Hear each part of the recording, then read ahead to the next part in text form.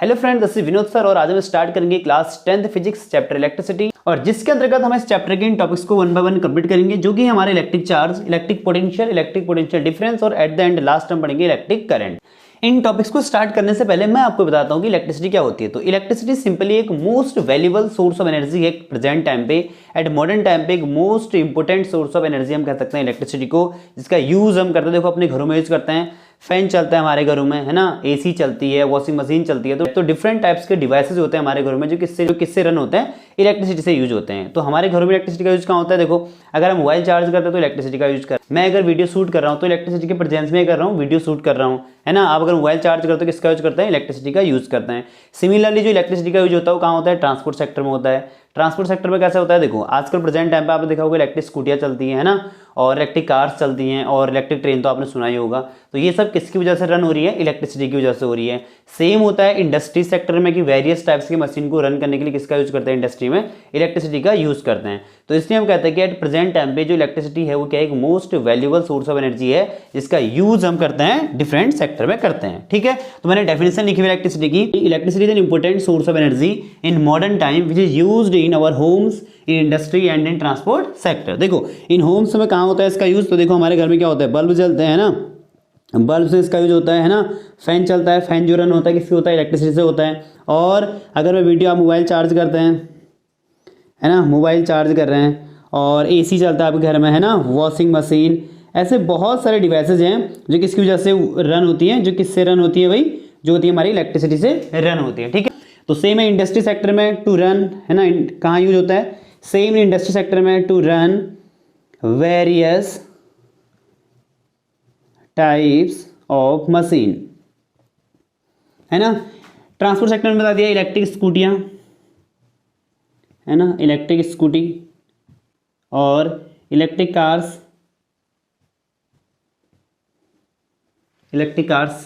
है ना, और इलेक्ट्रिक ट्रेन तो आपने सुना ही होगा, इलेक्ट्रिक ट्रेन, मेट्रोज, है ना। तो ये सब क्या होता है? हमारी इलेक्ट्रिसिटी से रन होती है। तो इसलिए हम क्या बोलते हैं कि इलेक्ट्रिसिटी क्या एक most important source of energy है। तो अब वन बाय वन हम क्या करेंगे, इन टॉपिक्स को स्टार्ट। तो अब हम पढ़ेंगे अपना पहला टॉपिक जो कि हमारा इलेक्ट्रिक चार्ज है। तो इलेक्ट्रिक चार्ज क्या होता है? सिंपली आपने कभी बचपन में प्लास्टिक का स्केल या कंघी से कभी अपने ड्राई हेयर्स को रब करा होगा और कुछ पीस ऑफ पेपर लेके उसके ऊपर टच कराया होगा। तो टच कराने के बाद आपने देखा होगा कि जो पीस ऑफ पेपर होते हैं वो प्लास्टिक के स्केल पे या कॉम पे क्या होते हैं? अट्रैक्ट होते हैं। तो ये जो अट्रैक्शन की प्रॉपर्टी है उस कॉम पे या उस प्लास्टिक के स्पेल पे, उन पीस ऑफ पेपर का, तो वो जो अट्रैक्शन की प्रॉपर्टी है उसी को हम क्या बोलते हैं? इलेक्ट्रिक चार्ज बोलते हैं। तो जो इलेक्ट्रिक चार्ज होता है वो मेटल्स के अंदर क्या होता है? ऑलरेडी क्या करता है? एग्जिस्ट करता है। जैसे कि मास क्या होता है, हर एक मेटेरियल के अंदर मास होता है, तो सेम उसी तरीके से क्या होता है उसी तरीके से हर एक मेटेरियल पार्टिकल का कुछ ना कुछ अमाउंट में क्या होता है? उसका अपना चार्ज भी होता है। जैसे कि आपने क्लास 9th में पढ़ा होगा कि जैसे कोई मैटर है, देखो मैटर किससे बनता है? एटम से मिलकर बनता है। और एटम के अंदर क्या होता है? न्यूक्लियस, और क्या होता है? इलेक्ट्रॉन्स होते हैं। और न्यूक्लियस के अंदर क्या होता है? प्रोटॉन और न्यूट्रॉन्स होते हैं। तो प्रोटॉन पे कौन चार्ज होता है? तो आपने पढ़ा होगा कि प्रोटॉन के ऊपर पॉजिटिव का चार्ज होता है और इलेक्ट्रॉन के ऊपर कौन चार्ज होता है? नेगेटिव का चार्ज होता है। तो ये पॉजिटिव और नेगेटिव क्या है? यही तो चार्ज है। और हम क्या करते हैं? रब करने या फ्रिक्शन से उस चार्ज को हम क्या करते हैं? उसके सरफेस पे ले आते हैं। ठीक है, तो चार्ज क्या होता है? हर एक मटेरियल पार्टिकल या ऑब्जेक्ट के अंदर क्या होता है? ऑलरेडी एग्जिस्ट करता है। जैसे कि उसके अंदर क्या होता है? मास एग्जिस्ट करता है। तो उसी तरीके से हमने यहाँ पर डेफिनेशन लिखी है कि इलेक्ट्रिक चार्ज क्या होता है? Electric charge an inherent property of matter as like mass. जैसे हर एक मटेरियल का कुछ ना कुछ अमाउंट में मास होता है, तो उसी तरीके से हर एक ऑब्जेक्ट या मटेरियल के अंदर क्या होता है? चार्ज एग्जिस्ट करता है। ठीक, अब जो इलेक्ट्रिक चार्ज है उसको हम रिप्रेजेंट किससे करते हैं? क्यू से रिप्रेजेंट करते हैं इलेक्ट्रिक चार्ज को। और इसकी जो यूनिट होती है इलेक्ट्रिक चार्ज की यूनिट होती है हमारी कूलम होती है। ठीक है, इसको रिप्रेजेंट करता है कैपिटल सी से रिप्रेजेंट करेंगे, जो कि साइंटिस्ट के नेम पर है, चार्ल्स अगस्टिन डी कूलम के नेम पर है। और जो इलेक्ट्रिक चार्ज होता है हमारा कौन सी क्वांटिटी होती है? ये होती है हमारी स्केलर क्वांटिटी होती है। ठीक है, ओके। नेक्स्ट जो हमारा इलेक्ट्रिक चार्ज होता है, देखो मैंने आपको बताया कि मैटर जो होता है हमारा, कोई भी मैटर है वो किससे बना हुआ होता है? एटम से मिलकर बना हुआ होता है। और एटम्स के अंदर क्या होता है भाई? एटम्स के अंदर होता है तुम्हारा न्यूक्लियस और इलेक्ट्रॉन्स होते हैं। 9th क्लास में आपने पढ़ा होगा, इन 9th में, मैं यहाँ लिख भी दे रहा हूँ, आपने 9th क्लास में पढ़ा होगा कि मैटर किससे बनता है? एटम से मिलकर क्या बनता है? तो मैटर जो बना हुआ होता है एटम से मिलकर बना हुआ होता है। एटम के अंदर क्या होता है? न्यूक्लियस और क्या होते हैं? इलेक्ट्रॉन्स होते हैं। और न्यूक्लियस के अंदर क्या होते हैं? न्यूक्लियस के अंदर होते हैं न्यूट्रॉन्स होते हैं। क्या होते हैं? न्यूट्रॉन्स होते हैं। और क्या होते हैं? प्रोटॉन्स होते हैं। न्यूट्रॉन के ऊपर तो भाई कोई चार्ज नहीं होता, ये क्या होता है एकदम न्यूट्रल होते हैं, दैट मीन्स इनके ऊपर कोई चार्ज नहीं होता है। और प्रोटॉन के ऊपर आपने पढ़ा होगा चार्ज कौन सा होता है, पॉजिटिव का, और इलेक्ट्रॉन के ऊपर कौन सा चार्ज होता है भाई, नेगेटिव का चार्ज होता है। तो फिर ये चार्ज आया कहाँ से, दैट मीन्स कि हर एक मैटर के अंदर ऑलरेडी क्या होता है, चार्ज एग्जिस्ट करता है। तो इसलिए हमने यहाँ पर क्या लिखा, it is an inherent property of matter as like mass लिखा, ठीक। कि चार्ज को प्रोडक्शन कैसे करते हैं, चार्ज को हम प्रोड्यूस कैसे करते हैं भाई, चार्ज को जो हम प्रोड्यूस करते हैं, प्रोड्यूस का मतलब चार्ज ऑलरेडी उसके अंदर एग्जिस्ट करता है, हम चार्ज को केवल ये करते हैं उसके सरफेस पे ले आता है। कैसे भाई, बाय रबिंग, है ना, हम रब करके हम चार्ज करते हैं उसके सरफेस पे ले आता है, या मैं कह सकता हूँ फ्रिक्शन से जो चार्ज होता है उसके सरफेस पे आ जाता है, ठीक है। बाय रबिंग या बाय फ्रिक्शन हम चार्ज को उस ऑब्जेक्ट के सरफेस पे ले आते हैं, जिससे क्या करता है कि जैसे अभी हमने बताया कि कॉम या प्लास्टिक का जो स्केल होता है वो पीस ऑफ एयर को अपनी ओर क्या करता है, अट्रैक्ट करता है, ठीक। तो नेक्स्ट में पढ़ेंगे चार्ज के बारे में, टाइप ऑफ चार्ज। चार्ज जो होता है हमारे पास दो टाइप का होता है, एक होता है हमारे पास पॉजिटिव का चार्ज और एक क्या होता है, नेगेटिव का चार्ज। देखो पॉजिटिव का चार्ज कब बनता है, जब कोई एटम या कोई मॉलिक्यूल अपने इलेक्ट्रॉन लूज करता है तो उसके पास कौन सा चार्ज बनता है, पॉजिटिव का चार्ज बनता है। दैट मीन्स कि जैसे मान लो हमारे पास कोई एटम है ना, और ये क्या करेगा, जैसे मान लो इसके पास कुछ इलेक्ट्रॉन्स हैं, ये अपना एक इलेक्ट्रॉन किसी को दे देता है, मान लो इसने अपना एक इलेक्ट्रॉन किसी को दे दिया, तो इसके पास क्या हो जाएगा, अब इलेक्ट्रॉन क्या हो जाएगा, कम हो जाएगा। तो दैट मीन्स कि इसके ऊपर हम क्या दिखा देंगे, पॉजिटिव का चार्ज दिखा देंगे। तो दैट मीन्स कि जब कोई एटम या कोई मॉलिक्यूल अपना इलेक्ट्रॉन किसी को देगा, ये इलेक्ट्रॉन लूज करेगा, तो उसके पास कौन चार्ज बनेगा, पॉजिटिव का चार्ज बनेगा। और जो दूसरा टाइप का चार्ज है हमारे पास वो क्या है, नेगेटिव का चार्ज। तो नेगेटिव का चार्ज कब बनता है, जब कोई एटम या कोई मॉलिक्यूल इलेक्ट्रॉन गेन करेगा, मतलब इलेक्ट्रॉन एक्सेप्ट करेगा, उसको हम क्या बोलेंगे, तब उसके पास क्या बनेगा, नेगेटिव का चार्ज बनेगा। जैसे मान लो बी कोई एटम है ना, इसको किसी ने एक इलेक्ट्रॉन दिया, किसने इसको इलेक्ट्रॉन दिया, अब इसके पास क्या हो गया, इलेक्ट्रॉन ज्यादा हो गई, है ना, इलेक्ट्रॉन क्या हो गया, एक्स्ट्रा हो गया, तो इसको हम दिखा देंगे बी के ऊपर क्या दिखा देंगे कि नेगेटिव का चार्ज दिखा देंगे। इसका मतलब क्या होगा कि बी ने एक इलेक्ट्रॉन एक्स्ट्रा दिया है, इसका मतलब क्या होगा कि बी के पास क्या है, एक इलेक्ट्रॉन क्या है, एक्स्ट्रा है, ये जो दिखा रहा है नेगेटिव चार्ज। और पॉजिटिव चार्ज क्या दिखाता है कि उसके पास इलेक्ट्रॉन क्या है, कम है। दैट मीन्स जब इलेक्ट्रॉन लूज करेगा, है ना, जब इलेक्ट्रॉन लूज करेगा तो क्या बनेगा, पॉजिटिव का चार्ज बनेगा, और अगर इलेक्ट्रॉन गेन करेगा, कोई इसको देगा इलेक्ट्रॉन, तो कौन चार्ज बनेगा, नेगेटिव का चार्ज बनेगा। तो चार्ज टाइप के हमारे पास दो टाइप के चार्ज हो गए। तो नेक्स्ट हम पढ़ेंगे प्रॉपर्टीज ऑफ चार्ज। तो प्रॉपर्टीज ऑफ चार्ज क्या हो, देखो लाइक चार्ज या मैं कहूं सेम चार्ज, है ना, लाइक या सेम चार्ज रिपल करता है, दैट मीन्स कि रिपल्सन होगा, और अनलाइक या अपोजिट, है ना, अनलाइक या कहे अपोजिट चार्ज क्या करता है, अट्रैक्ट करता है। कैसे देखो, अगर चार्ज पॉजिटिव पॉजिटिव का है या नेगेटिव नेगेटिव का चार्ज है, तो पॉजिटिव और पॉजिटिव को जब मैं पास लाऊंगा तो इनके बीच में क्या होगा, रिपल्सन होगा, और नेगेटिव और नेगेटिव को जब मैं पास लाऊंगा तब इनके बीच में क्या होगा, रिपल्सन होगा, ठीक है। तो इनके बीच में क्या होगा, रिपल्सन होगा। सेम होता है जब मैं एक पॉजिटिव और एक नेगेटिव को पास लाऊंगा और एक नेगेटिव और एक पॉजिटिव को पास लाऊंगा, तब इनके बीच में क्या होगा, अट्रैक्शन होगा, एक दूसरे क्या करेंगे, अट्रैक्ट करेंगे। तो पहली प्रॉपर्टी क्या है चार्ज की, लाइक चार्ज या सेम चार्ज करते हैं दूसरे को रिपल करेगा, और अनलाइक या अपोजिट चार्ज एक दूसरे क्या करते हैं, अट्रैक्ट करते हैं, ठीक है।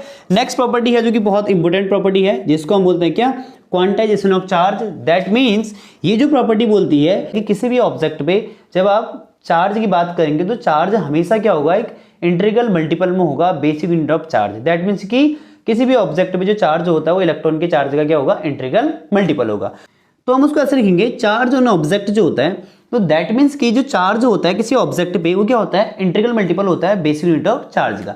दैट मीन्स कहने का मतलब हुआ जो क्यू की वैल्यू होगी किसी भी ऑब्जेक्ट पे, बेसिक यूनिट ऑफ चार्ज का मतलब हुआ इलेक्ट्रॉन का चार्ज। अब इलेक्ट्रॉन पे चार्ज कितना होता है, इलेक्ट्रॉन का चार्ज हुआ ई पे इलेक्ट्रॉन पे चार्ज कितना हुआ, वो होता है 1.6 इंटू 10 की पावर कितना होता है, -19 कूलम का चार्ज होता है। इलेक्ट्रॉन का जो चार्ज होता है किसमें होता है, माइनस में लेंगे। सिमिलरली अगर मैं प्रोटॉन की चार्ज की बात करूं तो प्रोटॉन में चार्ज कौन सा होता है, पॉजिटिव का होता है, और मैग्नीट्यूड उसका भी इतना ही रहेगा 1.6 × 10 की पावर -19 कूलम। तो ये जो होता है हमारा इलेक्ट्रॉन का चार्ज होता है 1.6 × 10 की पावर -19 कूलम, और प्रोटॉन का चार्ज क्या होता है 1.6 × 10 की पावर -19 कूलम। प्रोटॉन का चार्ज होगा पॉजिटिव में और इलेक्ट्रॉन का चार्ज क्या होगा, नेगेटिव में होगा। हालांकि जब आप न्यूमेरिकल करेंगे तो इलेक्ट्रॉन के चार्ज को किसमें लेंगे, पॉजिटिव में लेंगे, ठीक। और दैट मीन्स क्यू की वैल्यू होगी किसी ऑब्जेक्ट पे वो या तो 1 इलेक्ट्रॉन होगा या 2 इलेक्ट्रॉन या 3 electron, that is so on. Q की वैल्यू कभी भी आप नहीं लेंगे, जैसे 1/2 इलेक्ट्रॉन या 3/2 इलेक्ट्रॉन या 5/7 इलेक्ट्रॉन। कहने का मतलब है कि चार्ज जो होगा किसी भी ऑब्जेक्ट पर वो क्या होगा, इंटीग्रल मल्टीपल होगा इलेक्ट्रॉन के चार्ज का। या तो आप ट्रांसफर करेंगे तो 1 इलेक्ट्रॉन देंगे या 2 इलेक्ट्रॉन देंगे या 3 इलेक्ट्रॉन देंगे। आप ऐसा नहीं बोलेंगे कि मैंने 1/2 इलेक्ट्रॉन दिया या 3/2 इलेक्ट्रॉन दिया, तो किसी भी ऑब्जेक्ट पे जो चार्ज होगा वो इस टाइप का चार्ज पॉसिबल नहीं है। चार्ज जो होगा केवल और केवल क्या होगा, इंटीग्रल फॉर्म में होगा। दैट मीन्स अगर मैथमेटिकली इसको लिखूं तो Q equal to plus minus n into E लिख सकते हैं हम इसको। Q equal to plus minus n into E. E क्या हुआ, बेसिक यूनिट ऑफ चार्ज या इसको फंडामेंटल चार्ज ही बोलते हैं। ये इलेक्ट्रॉन का चार्ज हुआ। Q क्या हुआ, Q हुआ तुम्हारा अमाउंट ऑफ चार्ज, और n को हम बोलते हैं इंटीग्रल मल्टीपल, मतलब दैट मीन्स की नंबर ऑफ इलेक्ट्रॉन बोलते हैं n को। क्वांटाइजेशन ऑफ चार्ज के बेस पर हमारा इंटेक्स्ट एक्सरसाइज में न्यूमेरिकल है जो कि है कि 1 कूलम ऑफ चार्ज पे कितने नंबर ऑफ इलेक्ट्रॉन होते हैं फाइंड करिए। ठीक है, तो देखो मुझे Q कितना दिया है 1 कूलम का, नंबर ऑफ इलेक्ट्रॉन मुझे करना है, फाइंड करना है। क्वांटाइजेशन ऑफ चार्ज क्या होता है, Q इक्वल टू होता है n इंटू ई। तो इसी फॉर्मूले से हम निकालेंगे। देखो Q क्या है 1 कूलम और n हमें निकालना है। इलेक्ट्रॉन का चार्ज क्या होता है बताया मैंने 1.6 × 10 की पावर क्या होता है -19। तो यहाँ से n की वैल्यू निकालेंगे तो इसको 1 के अपॉन में 1/1.6 × 10 की पावर क्या आएगा -19। इसको ऊपर भेजेंगे, पॉइंट हटाएंगे तो यहाँ क्या हो जाएगा 10। तो n इक्वल टू क्या आ जाएगा 10/16 इंटू 10 की पावर क्या हो जाएगा भाई 19। अब 16 से 10 को डिवाइड करूंगा तो क्या आएगा n इक्वल टू 0.625 इंटू 10 की पावर क्या आ जाएगा भाई 19। अब मैं 6 को यहाँ ले जाऊंगा तो ये क्या हो जाएगा मेरा अप्रॉक्सीमेट 6.25 इंटू 10 की पावर क्या आ जाएगा 18 इलेक्ट्रॉन। तो 1 कूलम ऑफ चार्ज में कितने इलेक्ट्रॉन प्रेजेंट होते हैं 6.25 इंटू 10 की पावर 18 इलेक्ट्रॉन्स क्या होते हैं प्रेजेंट होते हैं 1 कूलम ऑफ चार्ज में। ठीक है, नेक्स्ट प्रॉपर्टी हम पढ़ेंगे चार्ज की, conservation of charge. Conservation of charge का मतलब हुआ कि जो टोटल चार्ज होता है किसी भी ऑब्जेक्ट पे, टोटल चार्ज ऑलवेज क्या रहता है, total charge always remains conserved. Total charge हमेशा क्या रहेगा, ऑलवेज क्या रहेगा, कंजर्व रहेगा, या मैं कह सकता हूँ जो टोटल चार्ज है वो क्या रहता है हमेशा कांस्टेंट रहता है। ये बोलता है तुम्हारा कंजर्वेशन ऑफ चार्ज। तो कंजर्वेशन ऑफ चार्ज लॉ क्या बोलता है कि चार्ज जो होगा किसी भी ऑब्जेक्ट पे या किसी भी सिस्टम पे जो चार्ज होगा आपका वो हमेशा क्या रहता है, कंजर्व रहता है, कांस्टेंट रहता है। दैट मीन्स कि आप चार्ज को ना तो क्रिएट कर सकते हैं और ना ही कर सकते हैं डिस्ट्रॉय कर सकते हैं। आप केवल और केवल क्या कर सकते हैं, चार्ज का ट्रांसफॉर्म कर सकते हैं एक ऑब्जेक्ट से दूसरे ऑब्जेक्ट में। जैसे कि आप एक इलेक्ट्रॉन ट्रांसफर कर सकते हैं, एक इलेक्ट्रॉन लूज कर सकते हैं और एक इलेक्ट्रॉन गेन कर सकते हैं। समझ गए ना? तो आप ये नहीं बोलेंगे चार्ज को आप क्रिएट कर रहे हैं। ठीक, दैट मीन्स कि charge neither create nor destroy, only transformed, only transformed from one two other. समझ गए? तो ये क्या होता है हमारा कंजर्वेशन ऑफ चार्ज, कि चार्ज जो होता है किसी भी ऑब्जेक्ट पे रहता है कांस्टेंट रहता है। ठीक है, तो इससे तो कंजर्वेशन ऑफ चार्ज से किस टाइप का क्वेश्चन बन सकता है, देखिए जैसे मान लो हमारे पास एक सिस्टम ए है और एक सिस्टम क्या है बी। ए पे लिखा है मान लो 4 कूलम और 6 कूलम का चार्ज लिखा है, और बी पे दिया है आपको 2 कूलम और x कूलम का चार्ज दिया है। और ये बोला जाता है कि ये दोनों ही बॉडी जो है कंजर्वेशन में है, या दोनों ही बॉडी क्या है, तो ये बोला जाता है कि दोनों ही बॉडी पे जो चार्ज है वो क्या है, कंजर्व्ड है। तो इस x की वैल्यू को फाइंड करो। तो x की वैल्यू को फाइंड करेंगे तो जितना चार्ज यहाँ होगा उतना ही चार्ज क्या होना चाहिए, यहाँ भी होना चाहिए। दैट मीन्स कि 4 + 6 इक्वल टू कितना हो जाएगा भाई 2 + x। तो 4 + 6 कितना होगा 10 इक्वल टू क्या आएगा 2 + x। 2 को यहाँ भेजेंगे तो कितना आएगा 10 - 2 8 कूलम। तो x की वैल्यू क्या होगी 8 कूलम। दैट मीन्स कि 8 कूलम वो वैल्यू होगी इस ऑब्जेक्ट b पर जिससे दोनों ही बॉडी क्या होगी कंजर्वेशन ऑफ चार्ज में होंगे। नेक्स्ट हम देखते हैं कि जो चार्ज होता है हमारे पास वो दो तरीके से होता है। एक तो जो रुका हुआ चार्ज होता है और एक चार्ज क्या होता है मोशन में होता है।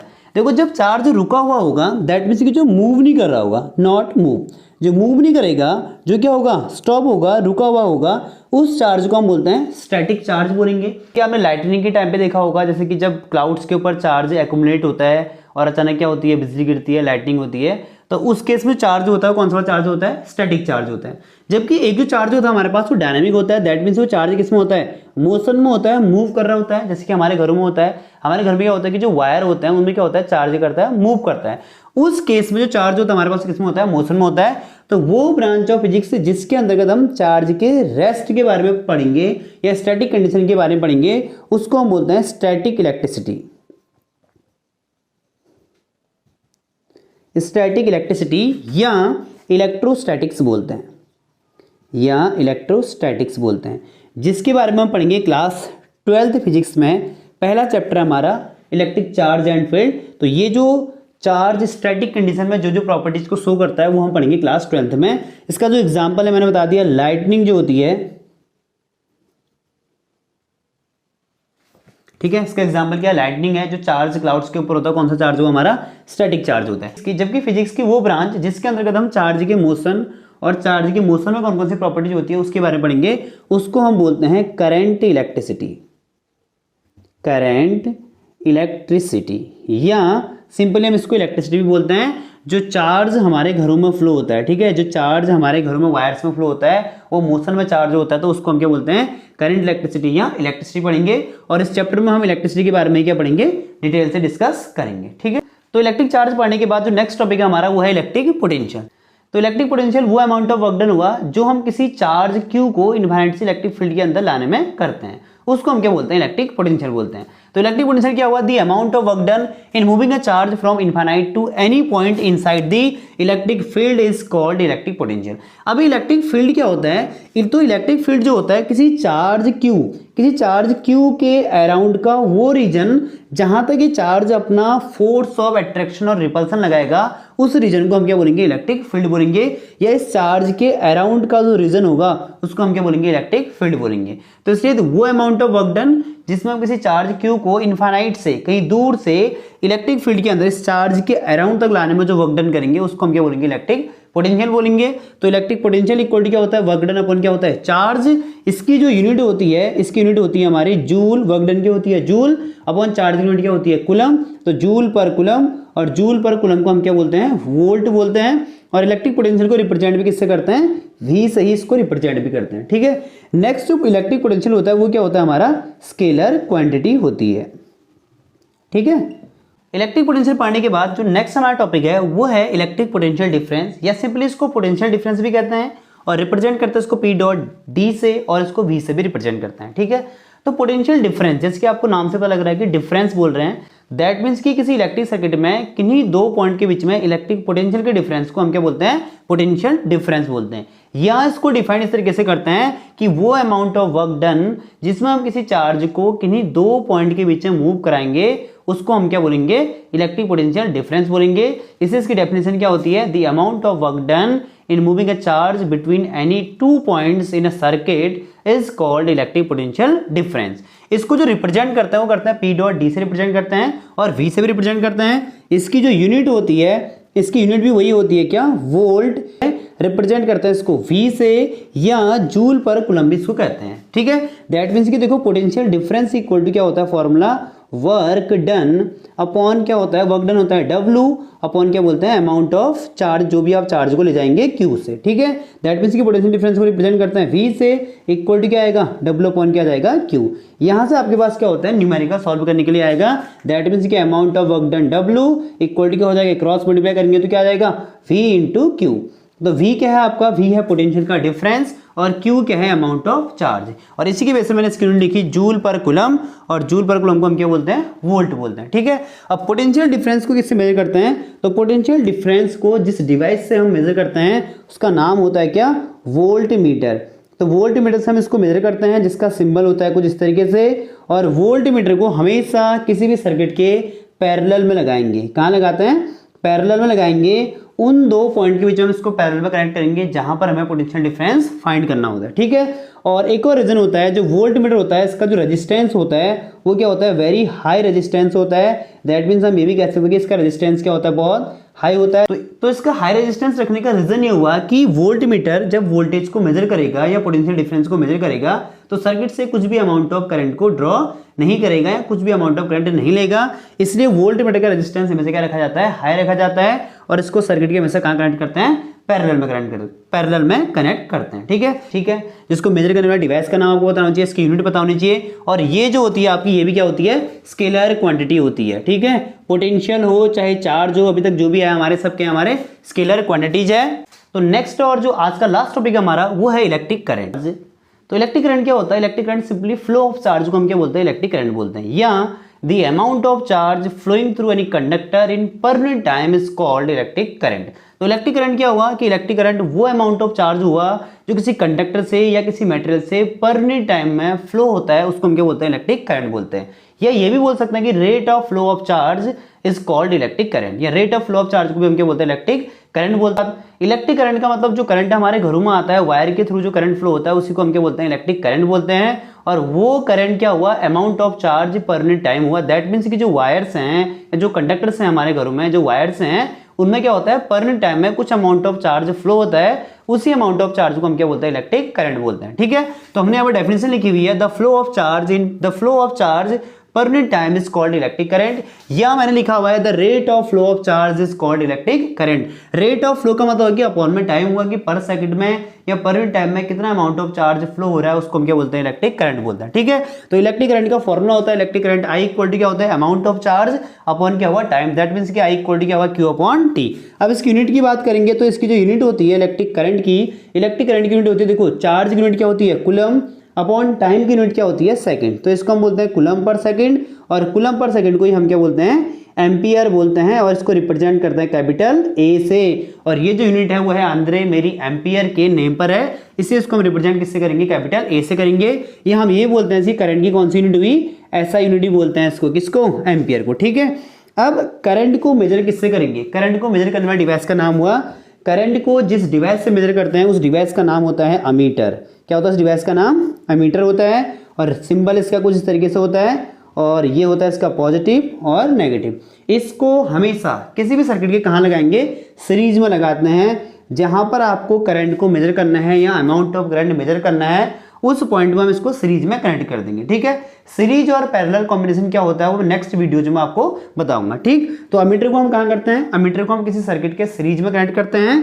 और अमीटर का जो रेजिस्टेंस होता है क्या होता है, वेरी लो रेजिस्टेंस होता है। इसका क्या होता है, वेरी लो रेजिस्टेंस होता है।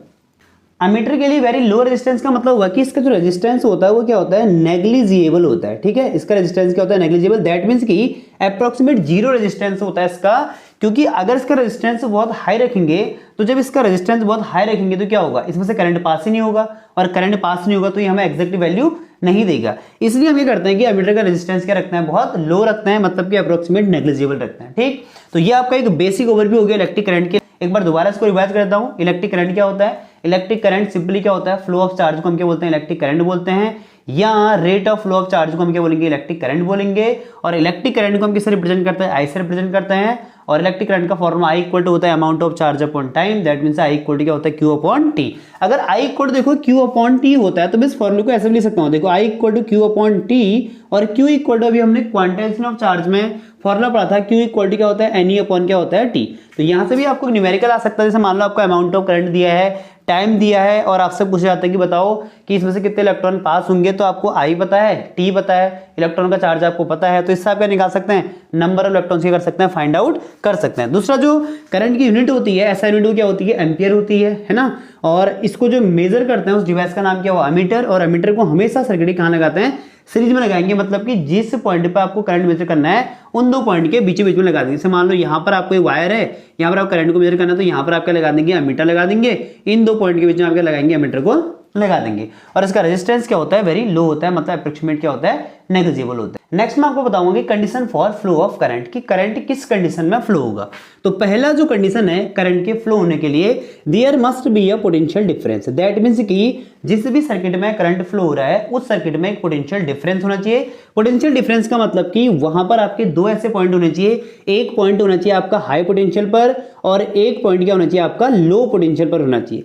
हाई पोटेंशियल का मतलब क्या हुआ कि एक पॉइंट आपका पॉजिटिव पे होना चाहिए और एक पॉइंट कहां पर होना चाहिए, नेगेटिव पे होना चाहिए। और ये पॉजिटिव और नेगेटिव कहां पर होता है, तो पोटेंशियल डिफरेंस सर्किट में जिससे हम मेंटेन करते हैं, तो जिस डिवाइस से हम सर्किट में पोटेंशियल डिफरेंस को मेंटेन करते हैं उस डिवाइस का नाम क्या होता है, सेल, या हम क्या बनाते हैं, बैटरी लगाते हैं सर्किट में, किसको, पोटेंशियल डिफरेंस को मेंटेन करने के लिए। ठीक है, तो आपने देखा होगा सेल और बैटरी के दो टर्मिनल होते हैं, एक होता है पॉजिटिव का और एक क्या होता है, नेगेटिव का। और सेल का सिंबल कुछ इस तरीके का होता है, ये जो बड़ा वाला है इसको बोलते हैं पॉजिटिव का टर्मिनल, और जो छोटा वाला है इसको क्या बोलते हैं, नेगेटिव का टर्मिनल।